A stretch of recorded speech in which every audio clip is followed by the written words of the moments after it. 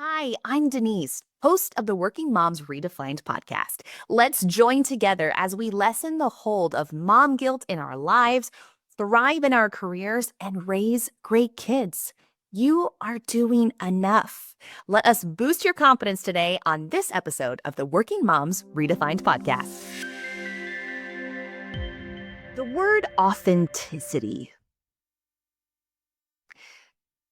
What does that mean to you? As you can tell by the pauses that ultimately make me think of my husband, Jeremy, if you're wondering what I'm talking about, go back to the episode where, where I call him out for taking intentional time to answer my questions. How very dare him. But authenticity to me has not always been present for me. Authenticity for me lately is if you're watching our YouTube channel and you see my fun red glasses. That makes me feel really good. I love the color red. It's fun. It exudes confidence. That's authentic. I was recently a guest on a podcast called Don't Waste the Chaos. Very enjoyable. We will link that in the show notes as well. And ironically, this podcast host, her name is Carrie, she, just like myself, likes to prep the questions that she is going to ask her guest. And she said, go ahead and send me a bio, or her assistant did, however you want to look at it, because these people are fancy.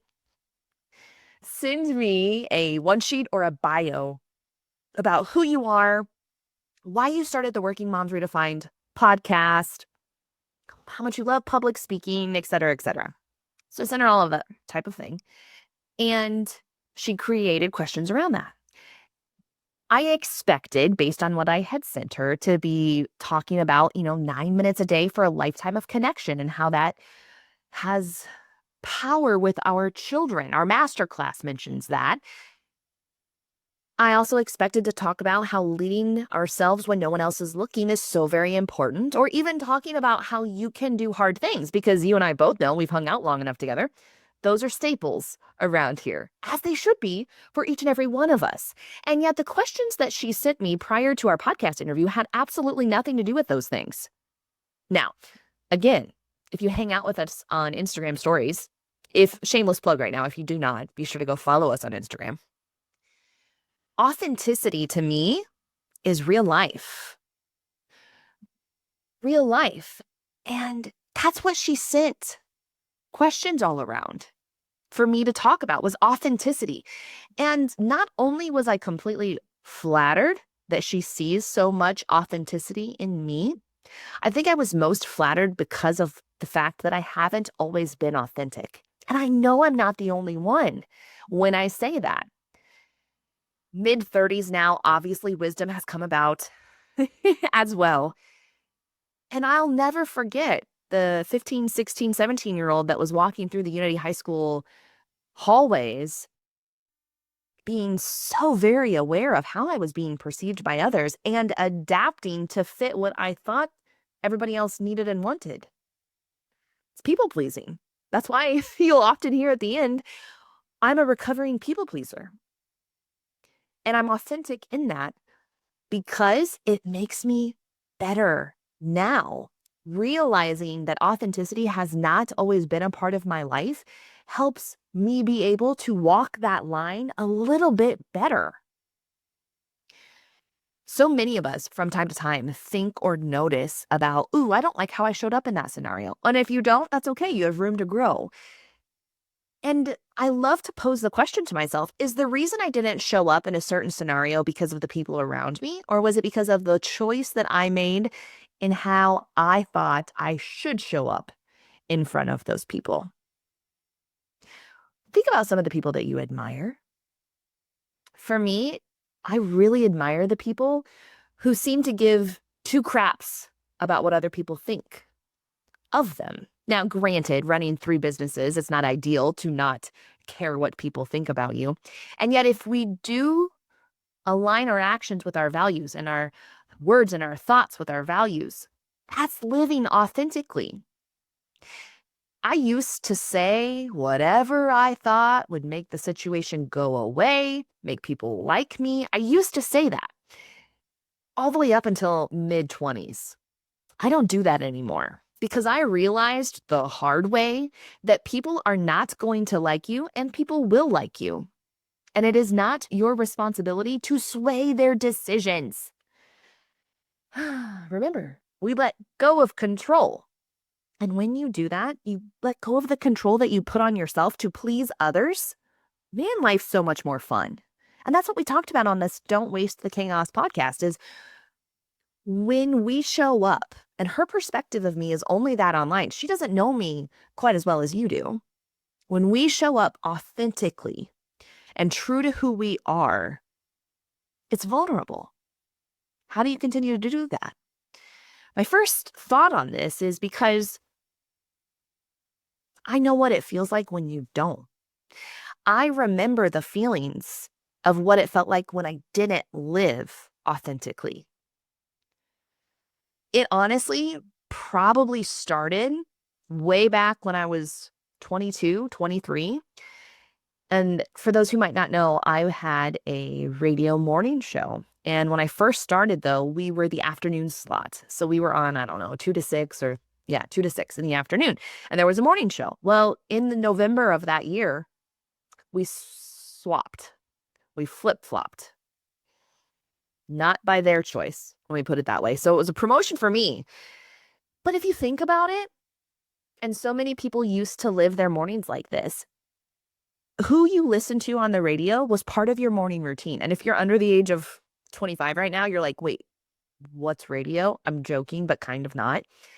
You kind of lived by the, oh my goodness, if I hear Denise give the weather and I'm not in my car, by then I'm running late.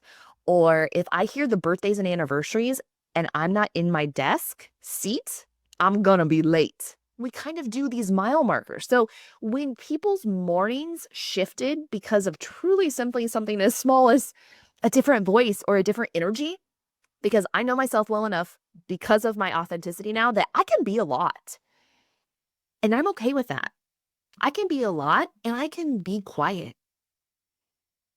Both are okay. As Julie Bull mentioned in last week's episode, two competing things can live at the same time. I can be grateful and sad at the very same time.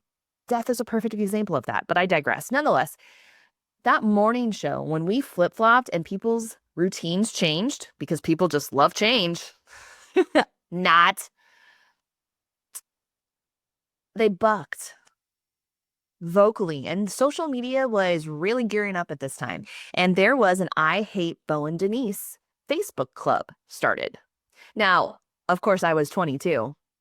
And I absolutely checked every comment and every message and every word that was said about me because that fueled my people pleasing. It fueled my I'm not good enough thought in my mind. I wasn't where I am today in the sense of, okay, if somebody says something, that's a reflection of their own insecurity, or that's a reflection of how they really view themselves, or they just wish that they could be doing what I was doing. And it was because of those really hard times. There were so many tears. You had to do it in between commercial breaks and songs because you had to, when those mics popped on, you were the energy for some people's days. And yet I was hurting for a long time. That's not easy to say out loud. Those words hurt. That's why partly I believe in the phrase so much of words have power. Because I've had words cut me down from people who didn't even know me. And I gave them that power. And yet that is partially why I know it. That's partially why I choose my words so carefully and so strategically because I care so much about the other person because I don't want you to feel the way that I felt 12, 15 years ago. Gosh, man. But it sticks with me.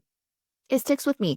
And that in my mind was the start of living in an authentic style and leaning into who I truly am because I was people pleasing still then. I was poking at Bo to make it look as if he was the one that was not as smart as me. When we did Trivia Tuesday, I was finding the little things in which he said to pull out and be funny, but that's not really who I am. I don't like to nitpick. I don't like to find the little small things. And to be honest, I found myself doing that in the episode with Jeremy and I because that's comfortable. I'm used to having a male co-host, and I went right back into routine as to, oh, what does it look like to honestly live inauthentic? It's an interesting dynamic. And so for me, authenticity, the ability to live in that more so now, is because I remember what it felt like when I did it. When I said that I liked something as simple as mint chocolate chip ice cream, when really that's not my favorite. I like coffee ice cream with some caramel. But because I wanted to feel cool and make the other person think that their idea was better, I chose to change mine. I don't do that anymore. Do I say it kindly if I don't agree with something, especially when it comes to gossip?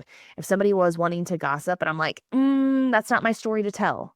That was hard for me in the beginning to not give in to the conversations because it's easy. It's easy to dog on others and deflect from maybe the unhappiness that's going on in your life or mind. It's not my story to tell. There is some conflict, if you will, going around our school district. And just last night, people said, Denise, I'm surprised you're not at the school board meeting. And instead of viewing it as Denise has opinions and she's going to share them, because I really don't think that's why they were saying that.